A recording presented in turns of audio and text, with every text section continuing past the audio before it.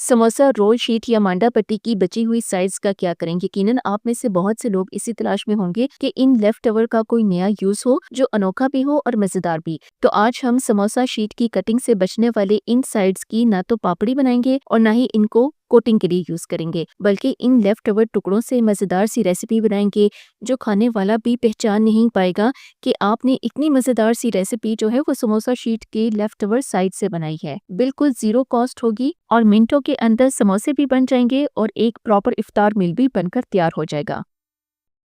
Hey channel, welcome to my guys. Recipe खैर तो अब वीडियो स्टार्ट करते हैं। अच्छा, पिछली वीडियो के अंदर मैंने जो है वो 1 किलो मैदे से ढेरों मांडा पट्टियाँ सिर्फ एक शॉपर की मदद से बनाई थी। अगर आपने वो वीडियो नहीं देखी तो आप जाकर लाज़मी उस वीडियो को देखें। रमज़ान के महीने में आपको वो वीडियो बहुत फ़ायदा देगी। अच्छा, ये जो कॉर्नर्स है ना, ये कॉर्नर्स कह लें या एजेस कह लें, ये समोसा रोल पट्टी की कटिंग करते वक्त साइड से हमेशा निकलते हैं, जिनको मैंने क्या किया था कि एयर टाइट शॉपर के अंदर बंद करके रख दिया था और मैंने इन्हें फ्रीज़र के अंदर स्टोर किया था। तो देखिए मेरी पट्टियाँ जो है वो आपके सामने हैं, ना टूट रही हैं, ना चिपक रही हैं। फ्रीज़र में रखने के बावजूद भी मेरी पट्टियाँ जो हैं वो अलग-अलग हैं, वो आपस में चिपकी नहीं है और ना ही ठंडे होने से ये टूटी हैं। तो जो मेरे सब्सक्राइबर मुझसे पूछ रहे थे कि उनकी पट्टियाँ जो हैं वो अलग नहीं होती, टूट जाती हैं, तो इसके लिए मैं यही कहूँगी कि अगर तो आप मेरी रेसिपी को फ़ॉलो करके मांडा पट्टियाँ बनाएँगे ना, तो इंशाल्लाह ताला आपकी ये शिकायत हमेशा के लिए ख़त्म हो जाएगी और आपकी भी ही इतनी पतली, इतनी बारीक और इतनी लचकदार पट्टियाँ बनेंगी। ख़ैर तो अब हम क्या करेंगे कि इन पट्टियों को जो है वो लंबाई में कट कर लेंगे। अच्छा, समोसा रोल पट्टी की कटिंग करते वक़्त ना जो गोल मांडा पट्टी होती है ना, ये उसके साइड्स हैं, ये उसके कॉर्नर्स हैं, तो मैं इन्हें इतनी ही लेंथ में रखूँगी। आप इनको छोटा या बड़ा कट कर सकते हैं, जो भी आपको पसंद हो, लेकिन मैं आपको यही कहूँगी कि इनको आप लंबाई में कट करें तो ये ज़्यादा अच्छे लगते हैं, क्योंकि नूडल्स वग़ैरह हमेशा लंबे अच्छे लगते हैं, तो इसलिए मैं इन्हें लंबाई में ही कट करूँगी।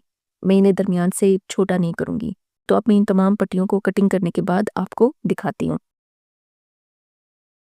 तो ये देखिए मैंने इन तमाम पट्टियों को लंबाई में कट कर लिया है।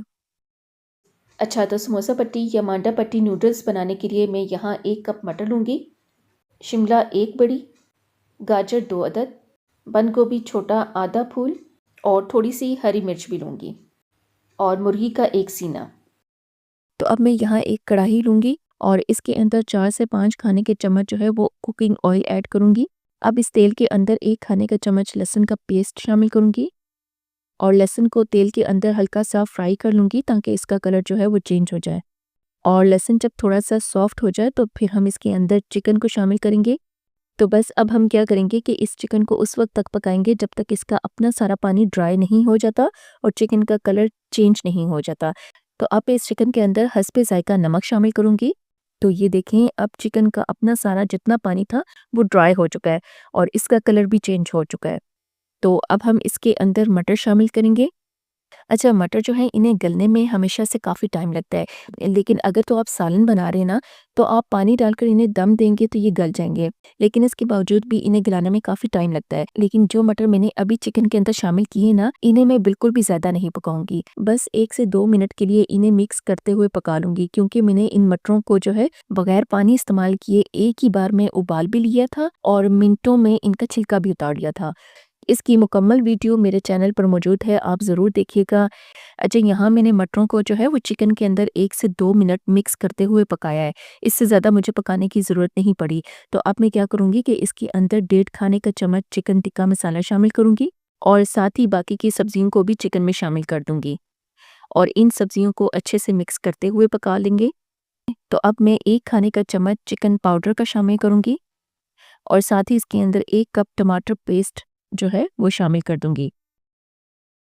1 खाने का चम्मच पिसी हुई काली मिर्च डालूँगी।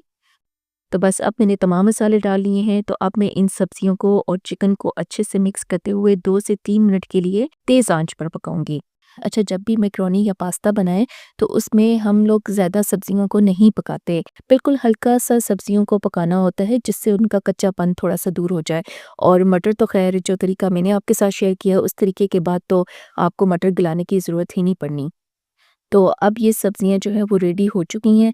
तो अब मैं क्या करूँगी कि इसके अंदर मांडा पट्टी के जो बचे कुचे कॉर्नर्स थे ना जिनको मैंने कट करके रखा था वो शामिल कर दूँगी। अच्छा, मांडा पट्टी के नूडल्स ऐड करने के बाद हमने इन्हें बिल्कुल नहीं पकाना, बस डालते ही इनको सब्जियों के साथ मिक्स करना है ताकि तमाम मसाले जो है वो इन पट्टियों को अच्छे से लग जाएँ। अच्छा, ये जो नूडल्स या पास्ता वगैरह होते हैं ना, इन्हें सब्जियों में ऐड करने के बाद ज़्यादा नहीं पकाते क्योंकि ये फिर ड्राई होना स्टार्ट हो जाते हैं। क्योंकि मांडा पट्टियाँ जो होती हैं ये पकी हुई होती हैं, सिकाई करते वक़्त भी ये पक जाती हैं।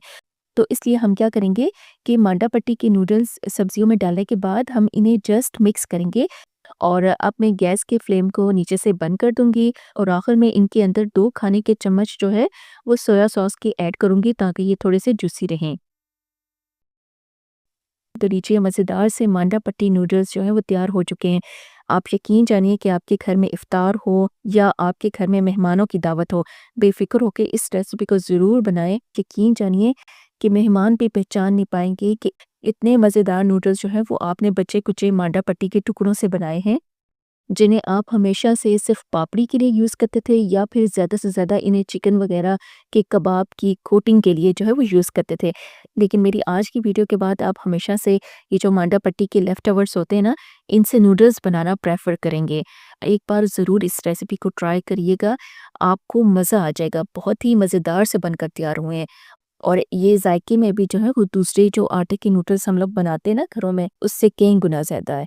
अगर आपको ऐसे अनोखे आइडियाज़ की तलाश हो तो मेरे चैनल को ज़रूर सब्सक्राइब करें। अगर ये आइडिया अच्छा लगा हो तो मुझे कमेंट करके बताएं क्योंकि मैं आपके लिए ऐसे ही अनोखे तरीके और रेसिपीज़ लाती रहूँगी।